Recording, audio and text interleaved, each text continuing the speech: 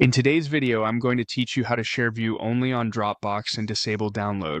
Dropbox makes it easy to share files and folders with other people without giving them full editing access. This is especially useful when you want someone to review a document, look through a folder, or access shared content without making changes. In some situations, you may also have the option to limit downloads, depending on the type of file or your Dropbox plan. The key idea here is to make sure the shared link is set to view-only access before you send it out. To get started, open Dropbox in your browser and log into your account. Once you're signed in, go to the main file area by clicking All Files. This is where you'll see the content stored in your Dropbox account.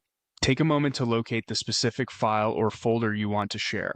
If you have a lot of items saved, it may help to double-check the name so you choose the correct one before creating the link. When you've found the file or folder, click the Share option next to it. This opens the sharing menu where Dropbox gives you the ability to generate a link for other people to access the content.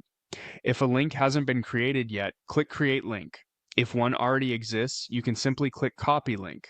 At this stage, it's important not to send the link just yet because you still want to confirm the access level. Next, go into Link Settings.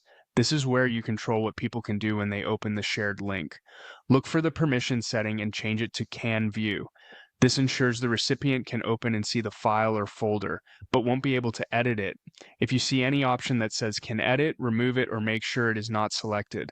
That step is what keeps your shared content in view-only mode.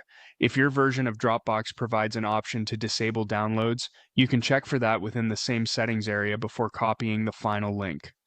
Availability can vary, so if you don't see it, the most important setting is still Can View. Once everything looks correct, copy the link and share it with the people who need access. Before sending it widely, it's a good idea to quickly review the settings one last time so you know the link is set up exactly the way you want. That's it. Your Dropbox file or folder is now shared in view-only mode.